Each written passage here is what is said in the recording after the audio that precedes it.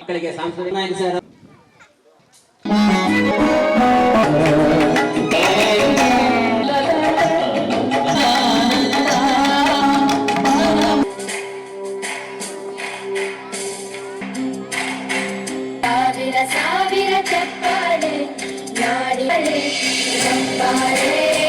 ಶ್ರೀಗಂಧ ಟ್ರಸ್ಟ್ ದಾವಣಗೆರೆ ಜಿಲ್ಲಾ 3 ಮತ್ತು 4 ಚಕ್ರ ಗೂಡ್ಸ್ ವಾಹನ ಚಾಲಕರ ಮತ್ತು ಮಾಲೀಕರ ಸಂಘ ಮತ್ತೊಮ್ಮೆ ಎಲ್ಲರಿಗೂ ಕೂಡ 70ನೇ ಕನ್ನಡ ರಾಜ್ಯೋತ್ಸವದ ಹಾರ್ದಿಕ ಶುಭಾಶಯಗಳನ್ನು ಕೋರ್ತಾ, ಚಿನ್ನರ ವೇದಿಕೆಯಲ್ಲಿ ಕನ್ನಡ ಜಾತ್ರೆ ಹೆಸರು ಚೆನ್ನಾಗಿದೆ ನೋಡಿ. ಅದ್ಭುತವಾದಂಥ ಇದು ಯಾವುದೋ ಒಂದು ಶ್ರೀಗಂಧ ಟ್ರಸ್ಟು ಅಥವಾ ಇನ್ಯಾವುದೋ 3 ಚಕ್ರ 4 ಚಕ್ರ ಗೂಡ್ಸ್ ವಾಹನದ ಅಂತ ಅನ್ಸಲ್ಲ. ಇದೊಂಥರ ವಸುದೈವ ಕುಟುಂಬಕಂ ಎಂಬುವಂತೆ ಅಷ್ಟರ ಮಟ್ಟಿಗೆ ಈ ಒಂದು ಕುಟುಂಬ ಇರುವಂತೆ ನಾನು ಪಳನಿಸ್ವಾಮಿ ಅವರ ಪತ್ನಿಯನ್ನ ಇದುವರೆಗೂ ಅಥವಾ ಅವ್ರೇನು ರಾಜೇಶ್ ಆಗಲಿ, ಕರ್ಬಸಪ್ಪನವರಾಗಲಿ, ಹನುಮಂತನಕ್ಕಾಗಲಿ ಅವರೆಲ್ಲ ಇರೋದು ಶೋಭಾರಾಣಿ ಮೇಡಮ್ ಅವರು ಹೆಂಗಿದೆ ಅಂದರೆ ಇದೊಂಥರ ಕುಟುಂಬದ ಥರ ಇದೆ. ಈ ಒಂದು ವಸುದೈವ ಕುಟುಂಬಕಂ ಏನಿದೆ ಅದೊಂದು ಈ ಒಂದು ಟ್ರಸ್ಟಲ್ಲಿದೆ ಅಂದರೆ ಖಂಡಿತ ಅತಿಶಯೋಕ್ತಿ ಅಲ್ಲ ಅಂದ್ಕೋತೀನಿ. ಇವತ್ತು ಭಾಳ ಒಂದು ಅದ್ಭುತವಾದಂಥ ಕಾರ್ಯಕ್ರಮ, 111ನೇ ಕಾರ್ಯಕ್ರಮ ಮಾಡೋದ್ರ ಖಂಡಿತವಾಗ್ಲೂ ಸುಲಭದ ಮಾತಲ್ಲ. ನಾವು 1, 2, 3 ಕಾರ್ಯಕ್ರಮಕ್ಕೆ ಆಲ್ರೆಡಿ ನಾವು ಇನ್ನೊಂದ್ಸರಿ ಬೇಡ ಕಾರ್ಯಕ್ರಮ ಅನ್ನೋ ಲೆವೆಲ್ಗೆ ಹೋಗಿರ್ತೀವಿ. ಅಂಥದ್ರಲ್ಲಿ ಸುಮಾರು ವರ್ಷಗಳಿಂದ 111ನೇ ಕಾರ್ಯಕ್ರಮ ಮಾಡ್ತಿರೋದು. ಆಮೇಲೆ ಎಲ್ಲ ರಂಗದಲ್ಲಿ, ಎಲ್ಲ ರಂಗಗಳಲ್ಲಿ, ಗ್ರಾಮೀಣ ಆಗಿರ್ಬೋದು, ದೊಡ್ಡ ದೊಡ್ಡ ಚೌಟ್ರಿಲಾಗಿರ್ಬೋದು, ಇಂಥ ಕಡೆ ಎಲ್ಲೆಲ್ಲ ಕಡೆ ಎಲ್ಲೂ ಕಾರ್ಯಕ್ರಮ ಮಾಡಿಲ್ಲ. ಬಹಳಷ್ಟು ಇನ್ನು ಅವರು ಸ್ವಾರ್ಥ ಸ್ವಲ್ಪ ಹಿಡ್ಕೊಂಡು ಮಾಡಿದ್ರೆ ಇನ್ನೂ ಚೆನ್ನಾಗಾಗ್ಬೋದು ನಾನು ಅನ್ಕೋತೀನಿ. ಸ್ವಲ್ಪನೂ ಕೂಡ ಸ್ವಾರ್ಥ ಇಲ್ದಂಗೆ ನಿಸ್ವಾರ್ಥತೆಯಿಂದ ಪಳನಿಸ್ವಾಮಿ ಅವ್ರು ಕೆಲಸ ಮಾಡೋದನ್ನ ಸ್ವಲ್ಪ ಬಿಡ್ರಿ, ಸ್ವಲ್ಪ ತಮ್ಮದು ಸ್ವಾರ್ಥ ನೋಡ್ಕೊಳ್ಳಿ. ಅವಾಗ ಯಾಕೆಂದ್ರೆ ಏನಾಗುತ್ತೆ, ನಾವು ಹಿಂಗೆ ಹೇಳ್ತೀನಿ ಅಂತ ದಯವಿಟ್ಟು ಅನ್ಯತಾ ಭಾವಿಸ್ಬೇಡಿ. ನೀವು ಬೆಳೆದ್ರೆ ಮಾತ್ರ ಇನ್ನೂ ಚೆನ್ನಾಗಿ ಕಾರ್ಯಕ್ರಮಗಳು ಮಾಡಲಿಕ್ಕೆ ಎಲ್ರಿಗೂ ಅನುಕೂಲ ಆಗುತ್ತೆ. ಅದ್ರ ಮುಖಾಂತರ 4 ಜನಕ್ಕೆ ಅದು ಉಪಯೋಗ ಆಗುತ್ತೆ. ಈ ನಿಟ್ಟಿನಲ್ಲಿ ಬಹಳ ಅದ್ಭುತವಾದ ಕಾರ್ಯಕ್ರಮ ಇಂಥ ಸಂದರ್ಭದಲ್ಲಿ ಮಾಡ್ತಿರೋದು ಕನ್ನಡ ಜಾತ್ರೆನ. ಇವತ್ತೆಲ್ಲ ನಾವು ಕನ್ನಡ ನಶಿಸಿ ಹೋಗ್ತಾ ಇದೆ. ಅಷ್ಟರ ಮಟ್ಟಿಗೆ ಫಿಲ್ಮ್ಗಳು ನಡೆಯಲ್ಲ, ನಾವು ಕನ್ನಡ ಭಾಷೆಯನ್ನ ಮರಿತಾ ಇದ್ದೀವಿ, ಮನೆಯಲ್ಲಿ ಮಮ್ಮಿ ಡ್ಯಾಡಿ ಅಂತ ಇದ್ದೀವಿ. ಇವನ್ನೆಲ್ಲ ನಾವು ಚೇಂಜ್ ಮಾಡ್ಕೋಬೇಕು. ಇದಕ್ಕೇನ ಅದೇ ನಾವು ಅಪ್ಪ ಅಮ್ಮನ ಪ್ರೀತಿ, ಅಜ್ಜ ಅಜ್ಜಿ ಅನ್ನೋ ಪ್ರೀತಿ ನಾವು ಇದನ್ನೆಲ್ಲ ಸಿಗಲ್ಲ. ಅದನ್ನೆಲ್ಲ ನಾವು ಯೋಚನೆ ಮಾಡಿದ್ರೆ ಇಂಥ ಕನ್ನಡ ಜಾತ್ರೆಯ ಅವಶ್ಯಕತೆ ಬಹಳಷ್ಟು ಬೇರೆಯವರಿಗಿಲ್ಲ, ನಮಗೆ ಇದೆ. ಕನ್ನಡಿಗರಿಗೆ ಕನ್ನಡ ಜಾತ್ರೆ ಮಾಡೋ ಬಹಳ ಅವಶ್ಯಕತೆ ಇದೆ. ಹೆಂಗೆ ಅಂದ್ರೆ ಇವತ್ತು ನಮ್ಮ ಮನೆಯಲ್ಲಿ ದೀಪಾವಳಿ ಅಥವಾ ಗಣೇಶ ಹಬ್ಬ ಇದನ್ನೆಲ್ಲ ನಾವು ಮನೇಲಿ ಮಾಡೋದು ಕಡಿಮೆ ಮಾಡ್ಕೊಂಡ್ಬಿಟ್ಟಿದ್ವಿ. ಬೇರೆ ಹೊರಗಡೆಗೆ ಏನು ಪ್ರಪಂಚಕ್ಕೆ ಅಷ್ಟು ಯೋಚನೆ ಮಾಡ್ತಿದ್ದೀವಿ. ಅದನ್ನೆಲ್ಲ ನಾವು ನಮ್ಮ ಮನೆಯಲ್ಲಿ ಎಲ್ಲರೂ ಜೊತೆಗೂಡಿ ಅಂದರೆ ಕುಟುಂಬದ ಎಲ್ಲ ಜೊತೆಗೂಡಿ 20 ಜನ 30 ಜನ ಒಂದು ಕುಟುಂಬ ಇದ್ರೆ ಎಲ್ಲ ಕುಟುಂಬ ಸೇರ್ಕೊಂಡು ಮಾಡಿದಾಗ ಆ ಆನಂದ ಇರುತ್ತೆ.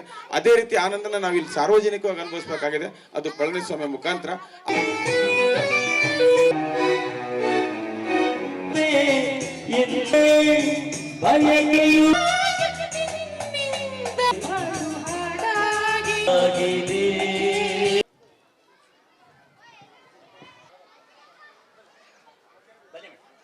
ಸನ್ಮಾನ ಸಮಾರಂಭ ಕಾರ್ಯಕ್ರಮವಾಗಿರುತ್ತದೆ.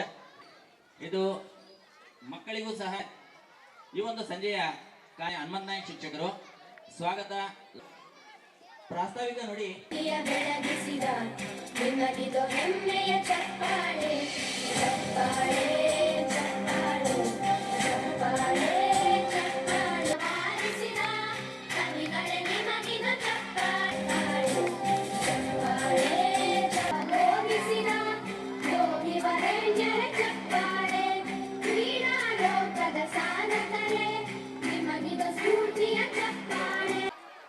ನಾನು ಅರ್ಥ ಮಾಡ್ಕೊಂಡ ರೀತಿಯಲ್ಲಿ ಒಂದು ವಿಸಿಬಲ್ ವ್ಯವಸ್ಥೆ ಇರುತ್ತೆ, ಇನ್ನೊಂದು ಇನ್ವಿಸಿಬಲ್ ವ್ಯವಸ್ಥೆ ಇರುತ್ತೆ. ನಾವು ಒಂದು ಸಂವಿಧಾನದ ಅಡಿಯಲ್ಲಿ ಬದುಕ್ತಾ ಇದ್ದೀವಿ, ಒಂದು ಪ್ರಜಾಪ್ರಭುತ್ವದಲ್ಲಿ ಬದುಕ್ತಾ ಇದ್ದೀವಿ. ಈ ಪ್ರಜಾಪ್ರಭುತ್ವದಲ್ಲಿ ನಾವೆಲ್ಲ ಅಪೇಕ್ಷೆ ಪಡುವಂಥದ್ದು ಏನಪ್ಪ ಅಂತಂದರೆ ನ್ಯಾಯ, ಸ್ವಾತಂತ್ರ್ಯ, ಸಮಾನತೆ. ಆದರೆ ನಾವು ಎಲ್ಲಿ ಕಣ್ಣು ತೆರೆದು ನೋಡಿದ್ರು, ಭಾರತದ ಉದ್ದಗಲ ಎಲ್ಲಿ ಹೋಗಿ ನೋಡಿದ್ರು ಕೂಡ ಅಸಮಾನತೆ ಎದ್ದು ಕಾಣ್ತದೆ ನಮಗೆ. ಇಲ್ಲೇ ತಗೊಳ್ರಿ, ಈ ಕಾಂಪೌಂಡ್ ಆ ಕಡೆ ಒಂದು ವ್ಯವಸ್ಥೆ, ಈ ಕಾಂಪೌಂಡ್ ಈ ಕಡೆ ಇನ್ನೊಂದು ವ್ಯವಸ್ಥೆ. ನಾನು ಅಲ್ಲಿ ಕೂತ್ಕೊಂಡು ಅಬ್ಸರ್ವ್ ಮಾಡ್ತಾ ಇದ್ದೆ. ಇದ್ಯಾಕೆ ಇಷ್ಟು ಎತ್ತರ ಕಾಂಪೌಂಡ್ ಇದೆ, ಆ ಕಾಂಪೌಂಡ್ ಮೇಲೆ ಯಾಕೆ ಈ ರೀತಿ ವೈರ್ ಇದೆ. ಯೂಶಲಿ ಮಿಲಿಟರಿ ಝೋನ್ಗಳಿಗೆ ಹೋದರೆ ಆ ರೀತಿ ಒಂದು ದೊಡ್ಡ ಕಾಂಪೌಂಡ್ ಇರ್ತದೆ.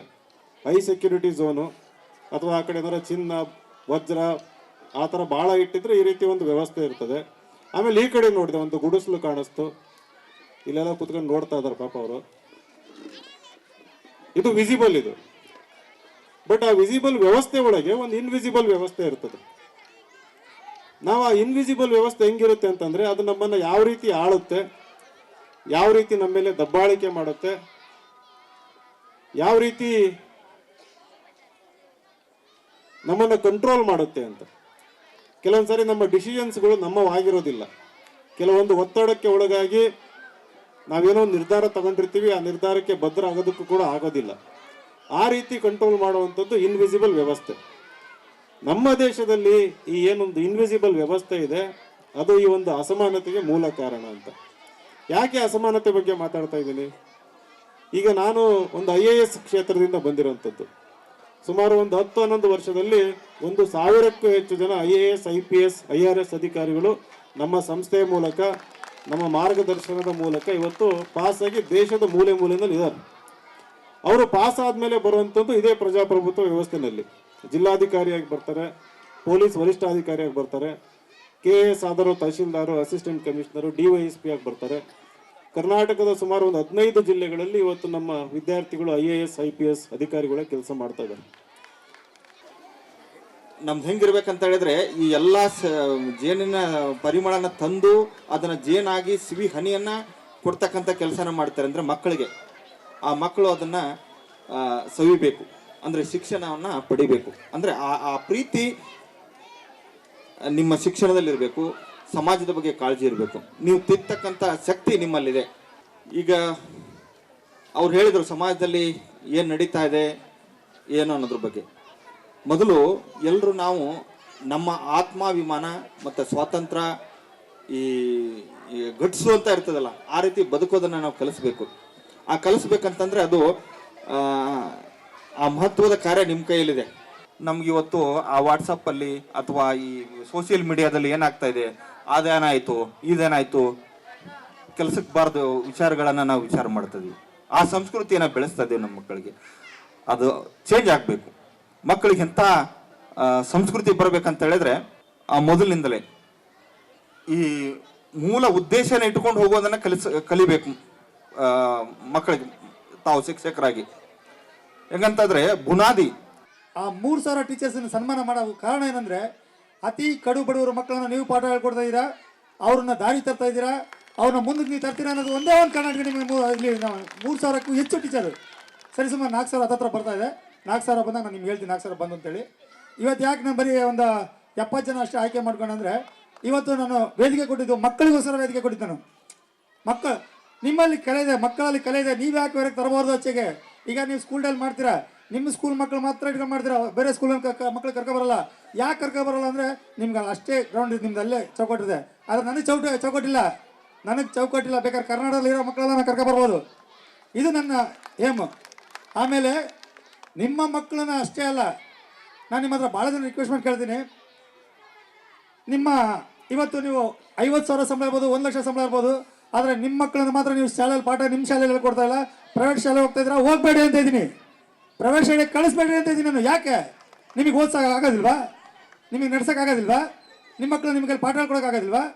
ಯಾಕೆ ನೀವು ಪ್ರೈವೇಟ್ ಶಾಲೆಗೆ ಕಳಿಸ್ತೀರಾ? ಇವತ್ತು 50,000 ಲಕ್ಷ ಒಂದು LKG ಮಗ 22,000 ರೂಪಾಯಿ ಫೀಸ್ ಅಂತ ಇದ್ದಾರೆ. ಯಾಕೆ ನಿಮ್ಮ ಶಾಲೆಯಲ್ಲಿ ಹೇಳ್ಕೊಡೋಕೆ ಬರಲ್ವಾ ಪಾಠನ?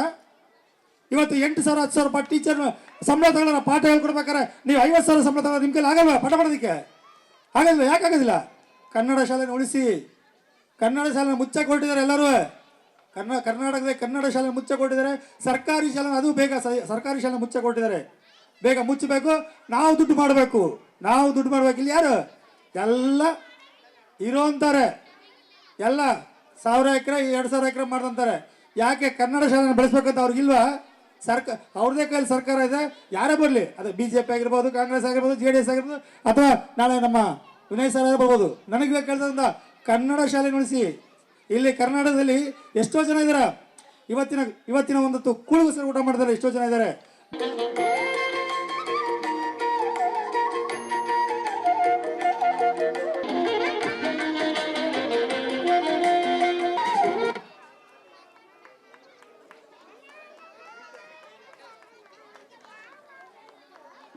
ವಂದನಾರ್ಪಣೆಗಳನ್ನು ಅರ್ಪಿಸ್ತಾ ಇದ್ದೇವೆ.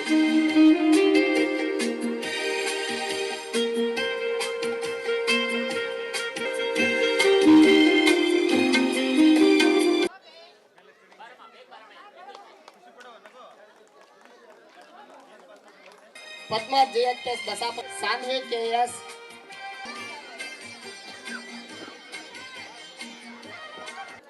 ಶಾರದಾ ಆನಕೊಂಡ, ಪವಿತ್ರ VS, ವೈಷ್ಣವಿ ಕಾವೇರಮ್ಮ ಶಾಲೆ.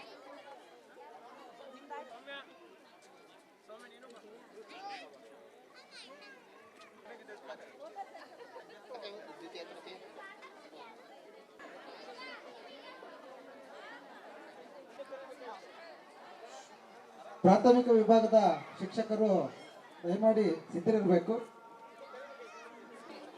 ರತ್ನಮ್ಮ, ಶಕುಂತಲಾ RT, ಆಶಾಜಿಯಾರ್, ಈ 10 ಜನ ಶಿಕ್ಷಕರು ದಯಮಾಡಿ ಸಿದ್ಧ. ಮನಜಾಕ್ಷಿ ಪಾಟೀಲ್, ದಯಮಾಡಿ ಈ 10 ಜನ ಶಿಕ್ಷಕರ ತಂಡ ವೇದಿಕೆ.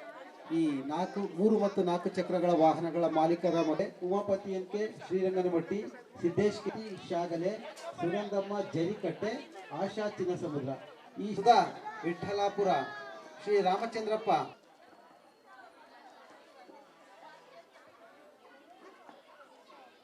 ಶಿಕ್ಷಕರ ಪರವಾಗಿ ತುಂಬು ಹೃದಯದ ಧನ್ಯವಾದಗಳನ್ನು ತಮಗೆ ಸಲ್ಲಿಸ್ತಾ ಇದ್ದೇವೆ.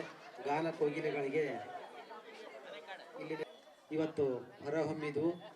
ಆ ಹಾಡುಗಳನ್ನು ಕೇಳ್ತಾ ಕೇಳ್ತಾ ಎಲ್ಲರೂ ಬಹಳಷ್ಟು ಇವತ್ತಿನ ಈ ಒಂದು ಕಾರ್ಯಕ್ರಮದಲ್ಲಿ 3 ಮತ್ತು 4 ಚಕ್ರಗಳ ಗೂಡ್ಸ್ ವಾಹನಗಳ ಚಾಲಕರು ಮತ್ತು ಮಾಲೀಕರ ಸಂಘದ ವತಿಯಿಂದ ಸನ್ಮಾನಿಸಲಾಗ್ತಾ ಇದೆ.